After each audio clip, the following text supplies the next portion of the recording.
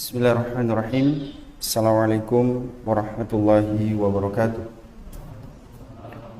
Innal hamdalillah nahmaduhu wa nasta'inuhu wa nastaghfiruh wa na'udzu billahi min shururi anfusina wa min sayyiati a'malina may yahdihillahu fala mudilla lahu wa may yudlil fala hadiyalah wa asyhadu an la ilaha illallah wahdahu la syarika lah wa asyhadu anna Muhammadan abduhu wa rasuluh. Allahumma salli wa sallim ala nabiyyina wa habibina Muhammadin sallallahu alaihi wasallam wa ala alihi wa sahabatihi wa man tabi'ahum bi ihsan ila yaumiddin, amma ba'd. Saudara-saudaraku kaum muslimin yang berbahagia, alhamdulillah, puji syukur kita panjatkan kepada Allah Subhanahu wa taala yang senantiasa mencurahkan nikmat dan karunia-Nya kepada kita semua. Malam ini kembali dengan nikmat Allah, terutama adalah dengan hidayah-Nya, taufiknya, kita kembali bisa berkumpul setelah melaksanakan sholat maghrib secara berjamaah untuk mempelajari, mendalami, kemudian membumikan nilai-nilai yang kita dapatkan, kita serap dari sejarah kehidupan Rasulullah sallallahu alaihi wasallam. Salawat dan salam semoga senantiasa dilimpahkan bagi beliau, kepada segenap keluarga beliau, sahabat-sahabat beliau, dan kepada seluruh kaum muslimin yang tetap istiqomah di dalam menjalankan perintah Allah dan Rasul-Nya sampai datangnya hari pembalasan.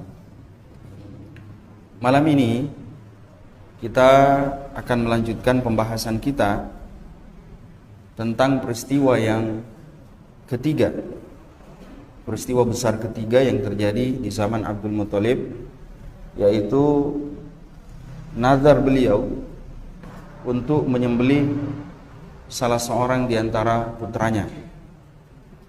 Akan tetapi sebelumnya kita masih akan menyebutkan beberapa pelajaran, beberapa faidah, beberapa hikmah yang kita peroleh dari kisah serangan Abrahah al-Ashram beserta dengan prajurit-prajurit dan bala tentaranya yang kurang lebih berjumlah 60.000 orang, yang 13 diantaranya mengendarai gajah besar yang kemudian diabadikan dalam salah satu surah di dalam Al-Quran, yaitu suratul Fil.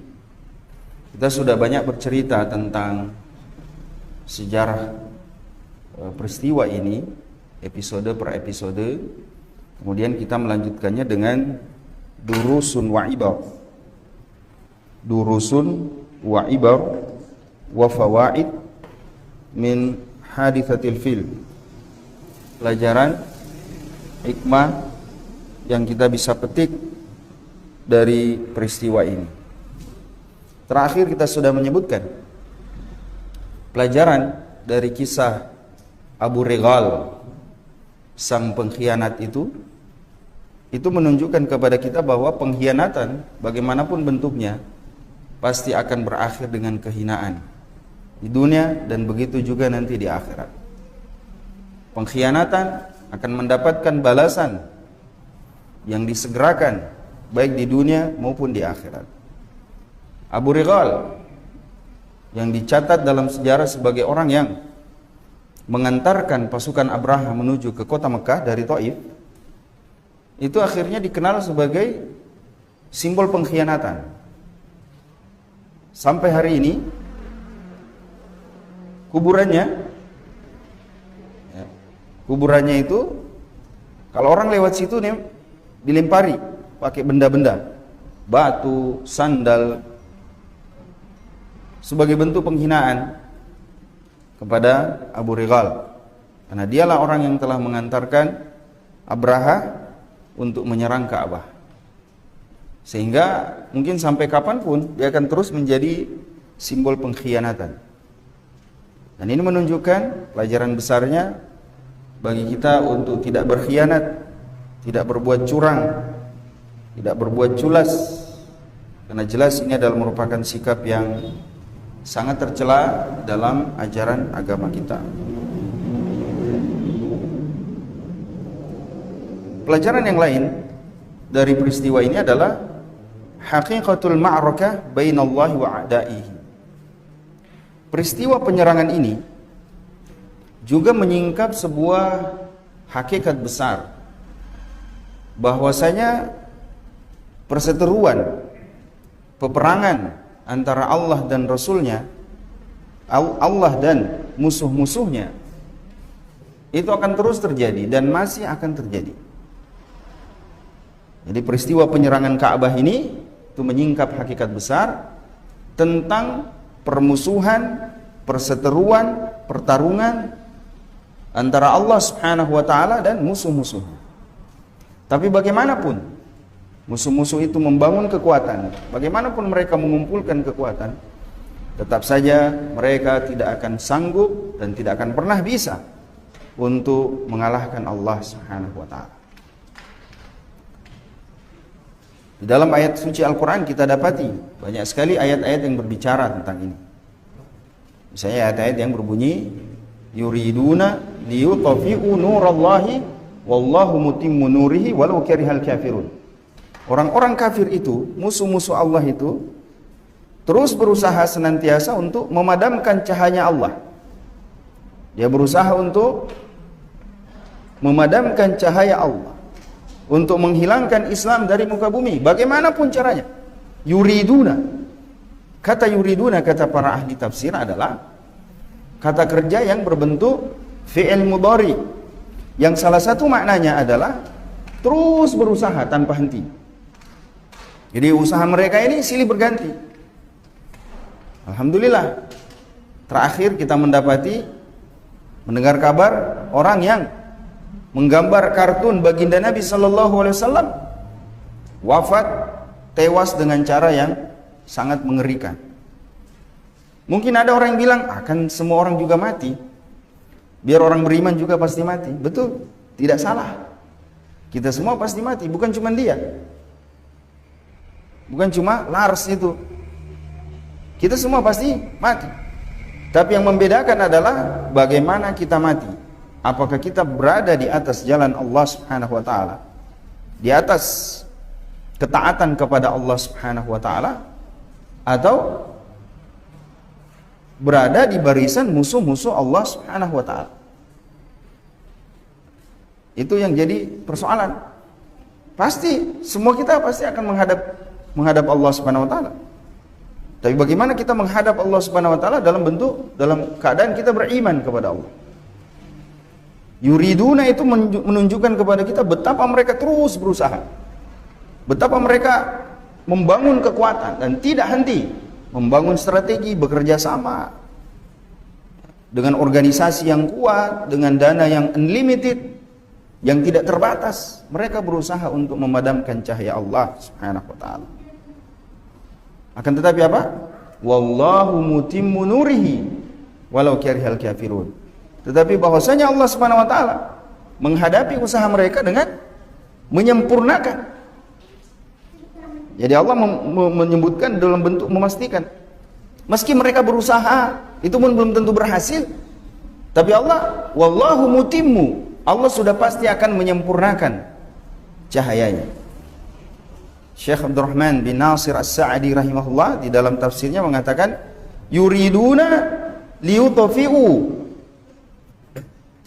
insyaallah, yuriduna liyutfi'u nurallah bi afwahihim. Mereka berusaha untuk memadamkan cahaya Allah dengan mulut-mulut mereka. Dengan apa? Mulut-mulut mereka. Sementara Allah mengatakan nurallahi, cahayanya Allah. Penyandaran cahaya kepada Allah itu menunjukkan kemuliaan, keistimewaan, kedahsyatan. Cahaya Allah yang mereka mau padamkan itu bukan cahaya obor, bukan cahaya lampu seperti yang menyilaukan ini, bukan apalagi lilin, bukan. Yang mereka mau padamkan ini apa? Cahayanya Allah. Syekh As-Sa'di mengatakan, Anda coba bayangkan, ada orang yang berkumpul di tengah lapang yang luas, lalu mereka ingin memadamkan cahaya matahari dengan mulut mereka. Entah mereka tiup, entah bagaimana caranya, pokoknya cahaya matahari mereka mau padamkan. Pertanyaan sekarang, bisa enggak? Nggak bisa. Sampai monyong-monyong itu mulut, sampai berbusa itu mulut, sampai sakit itu mulut, sampai mak denai wiwi tak dena pedih orang mata soy. Matahari juga tidak akan padam. Kalau matahari saja mereka tidak bisa padamkan, bagaimana dengan apa? Cahayanya Allah Subhanahu wa taala. Maka ini sekaligus merupakan motivasi, merupakan penguat bagi kita bahwasanya Allah Subhanahu wa taala akan senantiasa menangkan Islam, akan senantiasa lindungi kaum muslimin betapapun mereka berusaha untuk menghancurkan agamanya Allah Subhanahu wa taala. Ini yang menjadi keyakinan kita. Ini didapatkan dari perkataan Abdul Muttalib tatkala dia didatangi oleh utusannya Abraha. Dia bilang, utusannya Abraha mengatakan apa? Tuan kami, gubernur Yaman ini tidak bermaksud apa-apa, bukan untuk kalian, bukan. Hanya untuk menghancurkan Ka'bah itu, tapi tidak akan menyakiti kalian. Jadi kalau kalian tidak berbalik memerangi kami, tidak ada masalah. Kecuali kalau kalian mau melawan, lain cerita. Apa kata Abdul Muttalib? Beliau mengatakan, kami akan biarkan sanukhalli bainahu wa bainal bait. Kami akan biarkan dia antara dirinya dengan Baitullah itu Ka'bah, kami biarkan, kami persilahkan. Kalau Allah Subhanahu wa taala membiarkan mereka dan tidak menghancurkan mereka, maka ini adalah fa wallahi ma lana bihi min quwwah. Kalau begitu kami juga tidak punya kekuatan, sedangkan yang punya rumah tidak marah, apalagi kami. Ya. Jadi kalau Allah saja membiarkan rumahnya diacak-acak, apalagi dihancurkan, apalagi kami tidak bisa ngapa-ngapain. Jadi kami biarkan.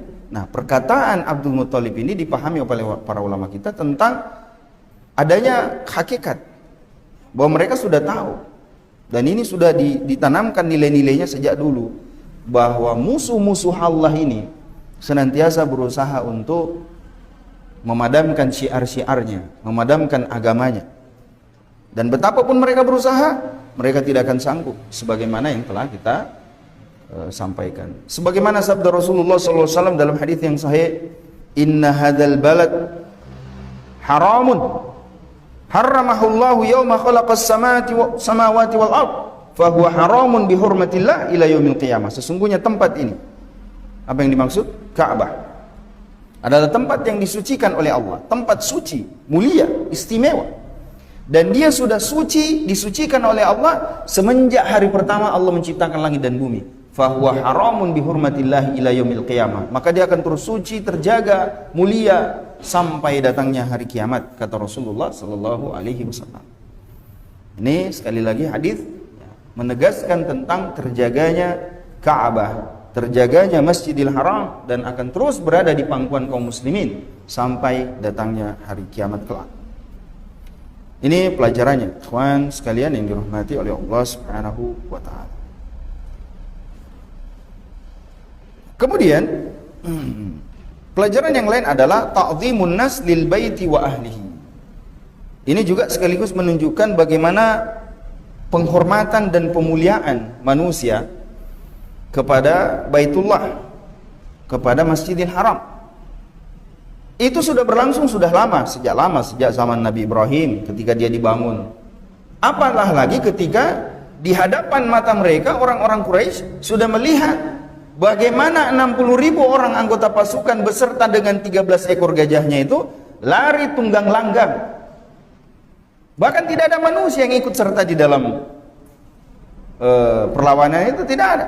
Orang-orang Mekah semua naik ke gunung, masuk ke lembah-lembah, berlindung ke ceruk-ceruk bebatuan, lari ke padang pasir, semuanya menyelamatkan diri sebagaimana yang dikatakan oleh Abdul Muttalib. Dia perintahkan, naiklah ke gunung-gunung, selamatkan diri kalian. Karena orang yang di belakang ini tidak main-main, maksudnya Abraha. Waktu itu yang terjadi adalah tidak ada manusia yang berhadapan dengan mereka. Lalu siapa yang hancurkan? Allah Subhanahu wa taala biidznillah, dengan kekuatan yang Allah kirimkan melalui burung-burung ababil. Yang dalam riwayat disebutkan burung-burung ini semacam burung-burung laut. Jadi dia datang dari arah lautan. Datang bergerombol, saling mengikuti antara satu dengan yang lain, yang saking banyaknya jumlahnya, yang masing-masing membawa 3 batu, satu di mulutnya, di paruhnya, 2-nya di mana? Di cakarnya. Dan semuanya dijatuhkan, lalu ketika jatuh mengenai tubuhnya orang-orang itu pecah berantakan. Katakan dalam riwayat, mereka binasa dengan cara tubuh mereka itu pecah, berantakan. Jadi seperti bahan peledak. Seperti bahan peledak. Kalau zaman itu belum ada yang seperti sekarang, ya, belum ada mesu dan seterusnya. Kemudian ikhwan sekalian yang dirahmati dan dimuliakan oleh Allah Subhanahu wa taala, yang lain dari kisah ini adalah qissatul fil min dalailin nubuwah, bahwasanya kisah tentara gajah ini atau serangan tentara gajah ini adalah merupakan satu di antara tanda-tanda kenabian Rasulullah sallallahu alaihi wasallam. Salah satu di antara tanda-tanda kenabian Rasulullah sallallahu alaihi wasallam. Dari mana kita dapat?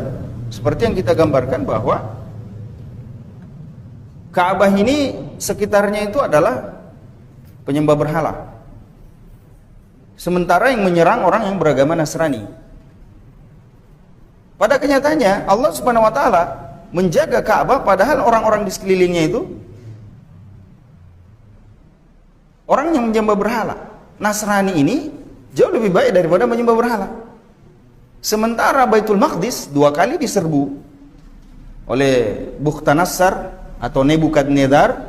Kemudian yang terakhir pada zaman Romawi 2 kali diserbu. 2 kali juga Baitul Maqdis itu direbut dan dihancurkan oleh mereka, dibakar malah.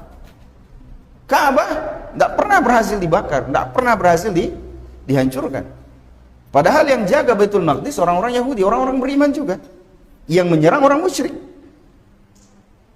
Yang menyerang Baitul Maqdis 2 kali orang musyrik, yang jaga orang beriman. Kalah. Orang berimannya kalah, Masjidil Aqsanya dihancurkan. Sementara di zaman Rasulullah, di zaman Abraha itu, yang nyerang orang Nasrani orang beriman. Yang jaga Baitullah itu orang penyembah berhala. Kebanyakan orang Mekah ketika itu. Dan Allah menjaganya. Makanya Imam Ibnu Taimiyah rahimahullah, beliau mengatakan, wa kana dzalika maulidin Nabi sallallahu alaihi wasallam. Jadi tahun serangan Abraha itu adalah merupakan tahun kelahiran Rasulullah sallallahu alaihi wasallam, sebagaimana yang kita gambarkan kira-kira 55 hari sebelum lahirnya Rasulullah sallallahu alaihi wasallam. Wa kana jiranul bait musyrikin. Ketika itu jiranul bait, orang-orang yang tinggal di sekitar al-bait, yaitu Baitullah itu, Masjidil Haram itu adalah orang-orang musyrik. Ya'budunal authan, mereka ini penyembah berhala. Wa dinun nasara khairum minhum. Sementara agamanya orang-orang Yaman, Abraha dan bala tentaranya itu adalah Nasrani, yang mereka ini lebih baik daripada yang jaga Ka'bah. Ya, fa'ulima bidzalika anna hadhil ayah lam takun li ajli jiranil bait hina id.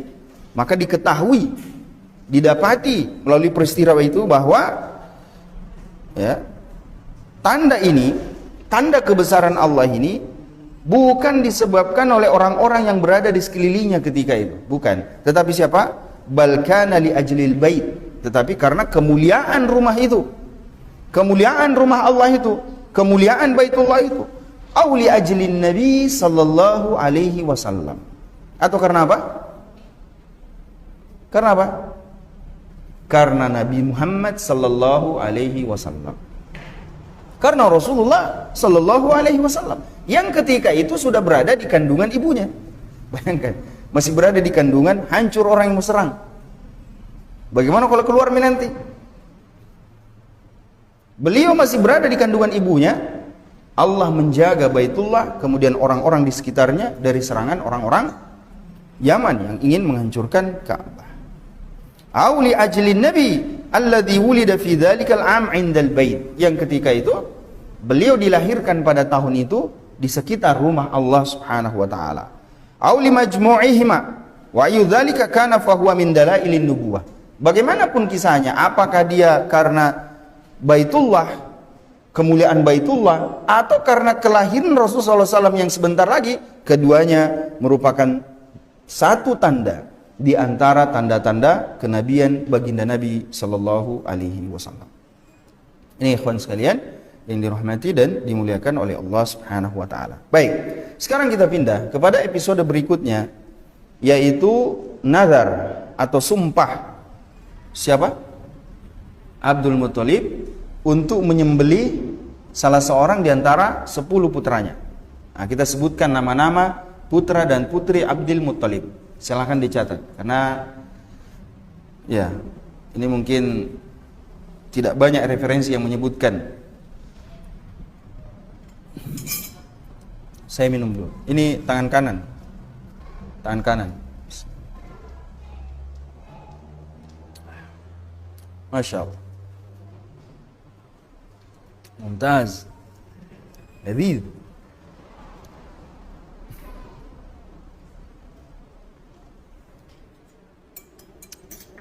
Alhamdulillah, jazakallah khair. Baik, sekarang kita masuk ke episode berikutnya, yaitu nazar Abdul Muthalib untuk menyembelih salah seorang di antara putra-putranya. Kawan sekalian, jamaah yang dirahmati dan dimuliakan oleh Allah Subhanahu wa taala.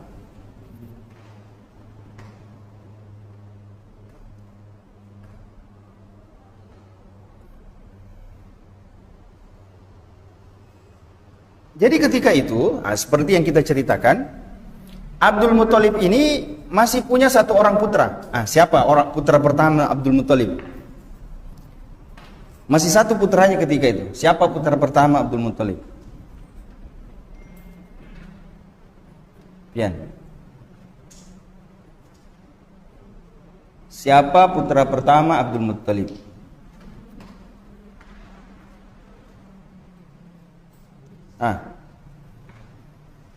Yang lagi ada yang bilang, setengah Ustaz, sedang kalau tahu aku nasa telu lapis dia ni bisa apa lagi anak-anak Abdul Muthalib? Dia disejing. Siapa putra pertama Abdul Muthalib? Abbas. Siapa lagi? Siapa? Ada suara-suara tapi tidak jelas. Maka remeng. Siapa putra pertama Abdul Muthalib? Siapa? Abbas. Siapa lagi? Abdullah. Ya, tepu mana ketik? Pasti kota tepat 10 pasti teruntuh. Kalau antum tidak sebut 10 pasti dapat. Siapa putra pertama Abdul Muthalib? Siapa? Al-Harith. Al-Harith bin Abdul Muthalib. Inilah putra pertama dari Abdul Muthalib, merupakan paman Rasulullah SAW yang paling tua. Baik. Nah, ketika itu sebagai seorang pemimpin Mekah yang masih punya satu anak, dia merasa bahwasanya tugas-tugasnya itu akan berat dan sedikit yang bisa membantunya. Calon putra mahkota ini cuma satu. Sementara penguasaan Mekah, tugas-tugas melayani jamaah haji, ar-rifada was-siqaya, di mana harta ini dibagi, dibuatkan makanan, orang jemaah haji diberi minum. Putranya masih satu. Ini merepotkan bagi Abdul Muthalib. Ini merepotkan. Apalagi mulai ada suara-suara sumbang.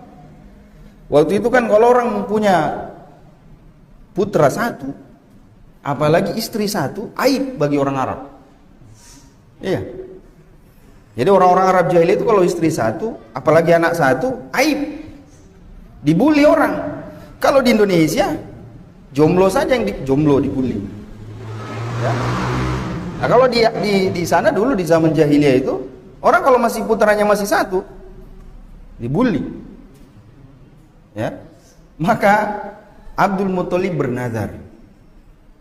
Masya Allah, saya jazakallah khairan Ustaz. Tolong diluruskan Ustaz kalau kami salah. Barakallahu fikum. Ya. Siaran kita ini ditonton oleh Ustadz Ahmad Musyaddad, hafizahullah. Beliau ini penerjemah resmi khutbah Masjidil Haram. Beliau guru kita, Masya Allah. Barakallahu fikum Ustadz. Minta kalau saya salah Ustadz tolong diluruskan. Ya, Ustadz Ahmad Musyaddad, Dr. Ahmad Musyaddad itu penerjemah resmi khutbah Masjidil Haram di tanah haram. Ya. Maka beliau bernazar untuk kalau putranya cukup 10, maka beliau sembelih 1 orang. Akhirnya apa? Allah menganugerahkan kepadanya 10 orang putra dan 6 orang putri. Nah, kita sebut, antum catat, ikhwan sekalian, putra putri Abdul Muttalib. Yang pertama, Al-Harith bin Abdul Muttalib, dan beliau adalah putra tertua dari Abdul Muttalib, sebagaimana yang kita katakan. Al-Harith. Ibunya, mamanya namanya Sofia bintu Jundub. Kenapa disebutkan mamanya? Karena mamanya banyak. Jadi istrinya Abdul Muttalib ini beberapa, ya. Beberapa. Ini kalau kita bilang beberapa, banyak yang senyum-senyum. Lucunya yang senyum jomblo. Ya. Baik. Yang pertama Al-Harith bin Abdul Muttalib. Ibunya adalah Sofia bintu Jundub. Kemudian yang kedua Az-Zubair. Putra kedua Az-Zubair. Jadi ini kita urut, ya. Tata urutannya sebagaimana yang dikatakan oleh para ulama berdasarkan riwayat-riwayat yang sahih. Putra kedua Az-Zubair. Ibunya Fatimah bintu Amru. Fatimah bintu Amru bin A'id al-Makhzumiyah. Bin A'id al-Makhzumiyah. Jadi yang kedua siapa? Az-Zubair. Yang ketiga Abu Lahab. Abu Lahab. Yang nama aslinya adalah Abdul Uzza bin Abdul Muttalib. Jadi Abu Lahab itu nama aslinya Abdul Uzza. Kenapa dinamai Abu Lahab? Ada yang tahu kenapa Abu Lahab dinamai Abu Lahab? Padahal nama aslinya Abdul Uzza. Akhirnya justru nama aslinya ini tidak dikenal. Sama kayak Abdul Muttalib, ya, Abu Talib.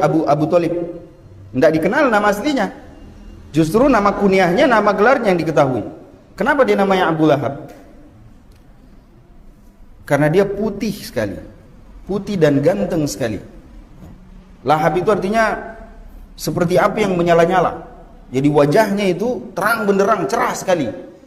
Beliau paman Rasulullah SAW yang paling gagah, Abu Lahab. Tapi sekaligus merupakan paman Rasulullah yang paling membenci baginda Nabi SAW. Siapa? Abdul Uzza bin Abdul Muttalib. Ibunya Aminah bintu Hajar. Ibunya Aminah bintu Hajar. Jadi sudah berapa istrinya Abdul Muttalib? Sudah 3. Ya, 3. Aminah bintu Hajar. 3 atau 4? 3. Karena ini anak ketiga, ya. Baik. Anak keempat Al-Muqawwam. Al-Muqawwam. Ibunya bernama Halatun. Ibunya bernama Halah atau Halatun. Muqawwam. Yang kelima Dirar. Dirar. Ibunya adalah Natlah. Natlatu. Dirar. Kemudian yang keenam Abu Talib. Ibunya adalah Fatimah bintu Amru bin A'id al-Makhzumiyah. Yang dengan demikian beliau ini bersaudara dengan Az-Zubair. Masya Allah. Jadi saudara kandung dengan Az-Zubair. Siapa ini? Abu Talib. Sekarang, siapa nama asli Abu Talib? Siapa nama asli Abu Thalib?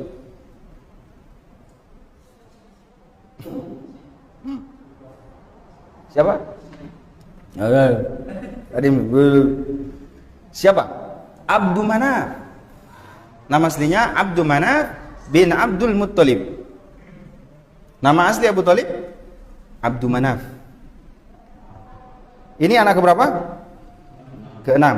Anak ketujuh Jahlun. Jahl, jaha lam, ha ya, ha apa? Ha kele ya kita. Ha, Jahlun. Bukan ha jahlun, bodoh ya, Jahlun.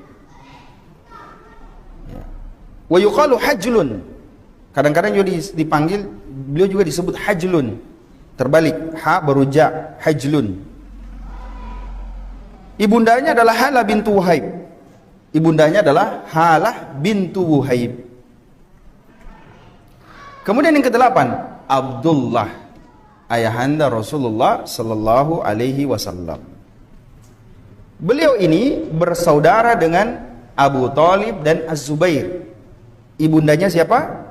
Fatimah bintu Amru bin Aid Al-Makhzumiyah. Jadi dari pihak ibunya, neneknya ya, Rasulullah SAW ini berasal dari Bani Makhzum, salah satu kabilah Quraisy yang paling kuat darahnya, paling kuat ya baik secara kekeluargaan, Bani Makhzum. Kemudian dari dulu merupakan saingan dari Bani Hashim. Abdullah ayahanda dari Rasulullah sallallahu alaihi wasallam. Saudara kandung dengan Az-Zubair dan saudara kandung dengan Abu Thalib. Inilah sebabnya antara Rasulullah SAW dan Abu Thalib serta putra-putranya hubungannya sangat dekat. Bahkan sepeninggal kakeknya, Rasulullah SAW tinggal di rumahnya Abu Thalib. Karena antara Abu Thalib dan ayahandanya syaqiq, saudara seayah dan saudara seibu. Kemudian yang kesembilan, Hamzah bin Abdul Muttalib. Hamzah bin Abdul Muttalib. Ibunya adalah Halah bintu Wuhaib. Halah bintu Wuhaib. Dengan demikian, beliau bersaudara dengan Hajlun. Ya, beliau saudara sekandung syaqiq dengan Hajlun. Kemudian yang ke-10. Pertanyaan siapa? Ke-10 siapa? Siapa yang ke-10? Siapa yang belum disebut? Al-Abbas bin Abdul Muttalib. Ibundanya adalah Natlah. Ibundanya adalah Natlah. Dengan demikian, beliau saudara sekandung dengan Dirar. Jadi ibunda Al-Abbas adalah Natlah. Dengan demikian, beliau saudara sekandung dengan Dirar bin Abdul Muttalib. Nah sekarang, siapa yang paling bungsu? Al-Abbas. Ada jawaban lain? Siapa yang paling bungsu? Abdullah. Insyaallah. Ada jawaban lain? Hamzah. Masya Allah. Baik, ada perbedaan memang di kalangan ulama kita. Sebagian ulama mengatakan Abdullah, sebagian mengatakan Hamzah, dan sebagian besar mengatakan Al-Abbas. Al-Imam Ibn Qayyim Al-Jauziyah rahimahullah menguatkan pendapat yang paling bungsu adalah Al-Abbas bin Abdul Muttalib. Ya, jadi yang paling bungsu adalah Al-Abbas bin Abdul Muttalib. Imam Ibnul Athir mengatakan di dalam Usudul Ghaba fi Ma'rifatis Sahabah, wa kana Al-Abbas ibnu Abdul Muttalib asghara waladi abihi. Bahwasanya Al-Abbas bin Abdul Muttalib adalah merupakan putra yang paling bungsu dari ayahnya. Dengan demikian berarti dia paling bungsu secara keseluruhan. Ya. Dia adalah paling bungsu secara keseluruhan. Adapun putri Rasulullah SAW itu 6 orang. Putri siapa? Abdul Muttalib maksud kami. Putrinya ada 6 orang. Yang pertama Sofiyah. Sofiyah bintu Abdul Muttalib. Yang kemudian dinikahi oleh Al-Awwam. Makanya putranya salah seorang sahabat Rasulullah yang sepupunya siapa? Az-Zubair bin Al-Awwam. Itu putrinya atau putranya Sofiyah bintu Abdul Muttalib. Putri pertama Sofiyah bintu Abdul Muttalib. Yang kedua, Ummu Hakim. Ummu Hakim yang nama aslinya adalah Al-Bayda. Dinamai Al-Bayda karena kulitnya putih. Al-Bayda, panggilannya Ummu Hakim. Nama aslinya Al-Bayda. Yang ketiga, Atikah. Atikah, ya. Kayak namanya adiknya Fudail. Atikah. Itu nama neneknya Rasulullah sallallahu alaihi wasallam. Yang keempat, Umaymah. Umaymah bintu Abdul Muttalib. Yang kelima, Arwa. Arwa. Kemudian yang keenam, Barrah bin Abdul Muttalib. Barrah bin Abdul Muttalib. Sekarang Sofia adalah seorang muslimah. Kalau paman Rasulullah cuma dua yang masuk Islam, siapa dia? Hamzah dan Al-Abbas. Cuma dua yang masuk Islam, Hamzah dan Al-Abbas. Kalau bibi Rasulullah ada perbedaan. Sofia disepakati, para ulama sepakat, Sofia bintu Abdul Muttalib adalah seorang mukminah. Ya, bahkan dalam sebuah peperangan beliau berhasil membunuh orang kafir dengan seorang diri. Ya. Ini siapa? Sofia bintu Abdul Muttalib. Adapun dua orang bibi Rasulullah SAW diperselisihkan. Yang pertama, Arwa dan Atikah. Para ulama berbeda pendapat apakah beliau berdua ini muslimah. Tetapi banyak ulama mengatakan, sebagaimana dikatakan oleh Imam Ibnu Qayyim Al-Jauziyah, Arwa juga seorang muslimah. Arwa bintu Abdul Muttalib juga seorang muslimah. Maka dengan demikian kesimpulannya, dua orang bibi Rasulullah SAW adalah seorang muslimah. Meskipun Arwa ini diperselisihkan, begitupun dengan Atikah. Nah, tapi Imam Ibnu Qayyim mengisyaratkan di dalam Zadul Ma'ad bahwa Arwa ini kuat, ya, kuat pendapat para ulama. Mereka mensahihkan bahwa Arwa juga seorang muslimah. Ikhwan sekalian yang dirahmati dan dimuliakan oleh Allah Subhanahu wa taala. Baik. Nah, ketika jumlah putranya cukup 10, maka beliau ingat sumpahnya. Dia ingat nadarnya. Dan orang-orang juga sudah ingatkan, narapi itu watuna. Maka dia apa? Dia mengumpulkan semua putra-putrinya. Dia kumpulkan. Lalu diberitahu kepada mereka bahwa ayahmu ini punya nazar. Saya dulu bernazar kalau putra saya cukup 10, maka saya akan menyembelihnya satu orang. Apa yang terjadi, ikhwan sekalian yang dirahmati oleh Allah Subhanahu wa taala? Ketika diberi kabar, sikap putra-putranya itu siap. Ini luar biasanya ya. Luar biasanya ini Abdullah dan kakak-kakaknya serta adik-adiknya sepakat, baik ayah, laksanakan nazar itu. Padahal ini bukan nazar untuk potong kuping, ya, bukan potong jari, bukan dicalai kopari, bukan. Mau dia apa? Sembelih, dipotong leher, mati. Tapi mereka bilang, ayah, laksanakan isi sumpahmu. Ini mirip sikapnya Nabi Ismail alaihissalam. Mirip sikap kakeknya. Ayah, laksanakan. Maka apa yang terjadi, ikhwan sekalian? Abdul Muttalib mengundi putra-putranya. Jadi nama-namanya itu diundi. Singkat cerita ketika diundi, setiap kali diundi selalu keluar nama Abdullah. Ya. Setiap kali diundi, ya, namanya Abdullah.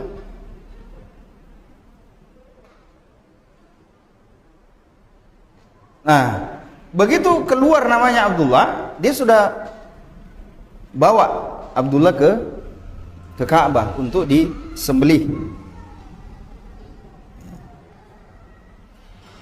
Jadi ketika dia sudah bawa ke Ka'bah untuk disembelih, orang-orang mulai ribut.